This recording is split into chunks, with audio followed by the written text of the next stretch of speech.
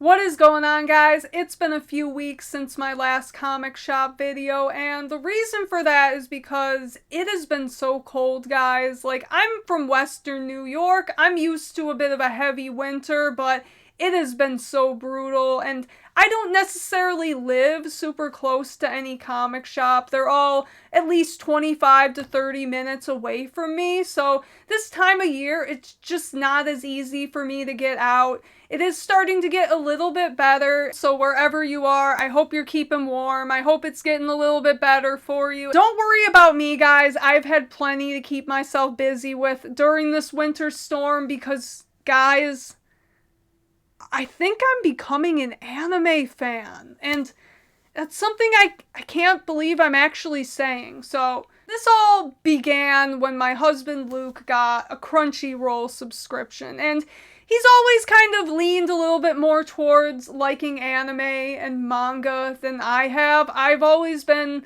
a little bit more hesitant about it. It's kind of embarrassing to talk about, honestly, but when I was younger, I used to kind of be one of those people that made fun of people that liked anime. I think that had more to do with the specific anime crowd at my college than actually any anime. My opinions were not informed by anything. So prior to this, I had seen Ghost in the Shell and Perfect Blue, and those are both movies, and I am definitely more of a movie person than a show person. At least I used to be, and that's actually been changing a little bit recently, and I think what happened there was actually over the summer, my husband and I, we got really sick, and we just sort of binge watched The Sopranos over the course of a month. After that, we've just been more open to watching shows. Before that, I've always been a movie person. Luke's always been into cartoons and animation, and honestly, before being with him, I was mainly just a live action movie person. I didn't really watch a lot of animation except for the DC animated stuff. He's tried to show me anime a couple times. He tried showing me Cowboy Bebop, and I actually did kind of like that a little bit, but I think that it wasn't the right time when we watched it.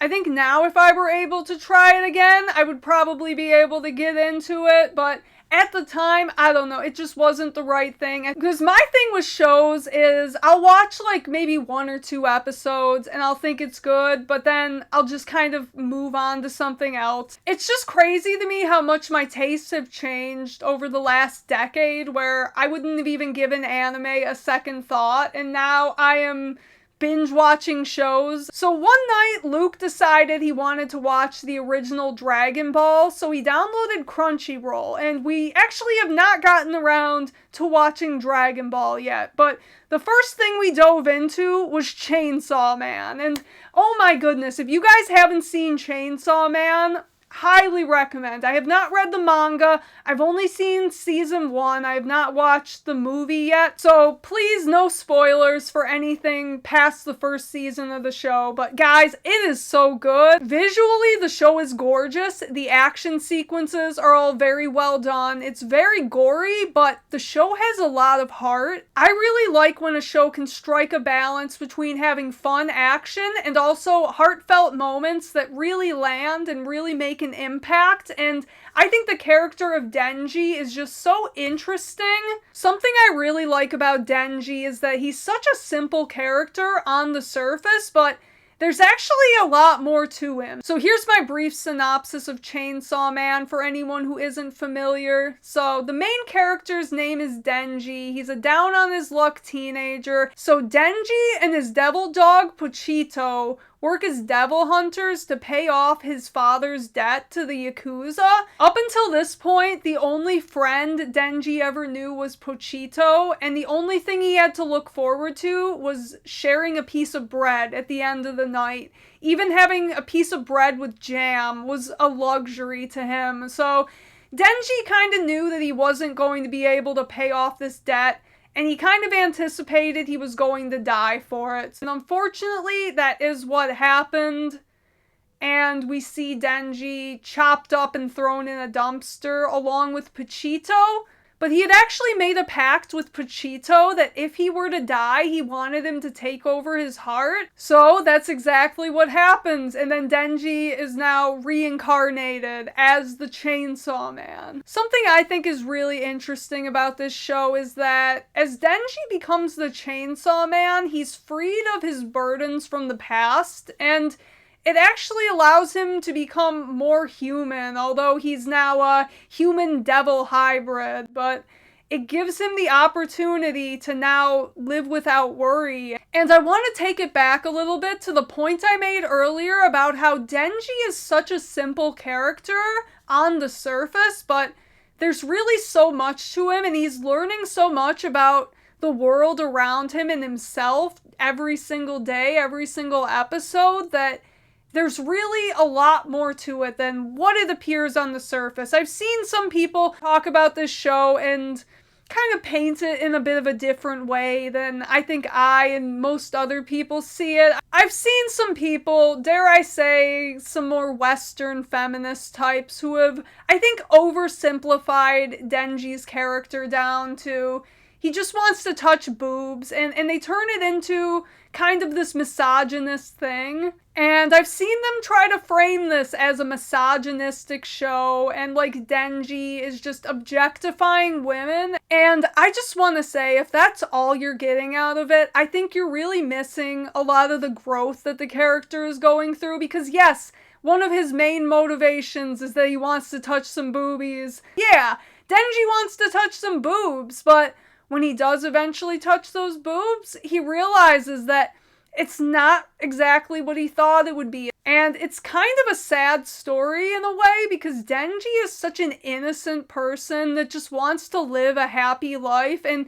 there are all these other people kind of taking advantage of his innocence. And I won't give too much else away because I really think you guys should go ahead and watch it, but something I really like about this is just how it's so unique. I've been seeing a lot of debate recently about what's better, manga or American comics, and you guys know I love my American comic books, but one thing I will say, the more anime I've been watching, is something I really appreciate is just how everything is so linear.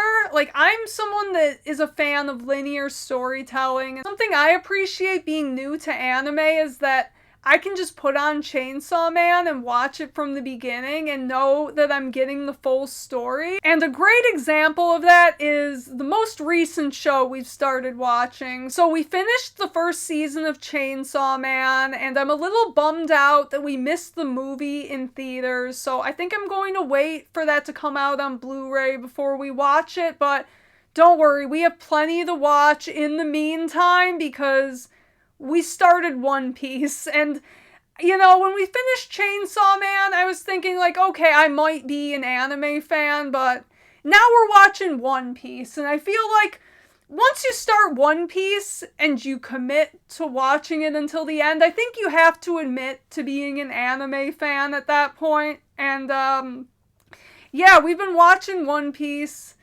It honestly took me a couple episodes to get into it, but I'm really liking it. We're about 31 episodes in. We just finished the story arc where the cook, I think his name was Sanjay, finally joins the crew. When Luke first mentioned wanting to watch One Piece, I said no, because all I know about One Piece is that it's been going on forever, but I like it. It's a lot of fun. We're about 30-some episodes in, so haven't even made a dent yet, but we're committed for the long haul, so keep an eye out for my One Piece review, maybe in 20 years. Alright, thanks guys for watching. I'll see you later. Peace out.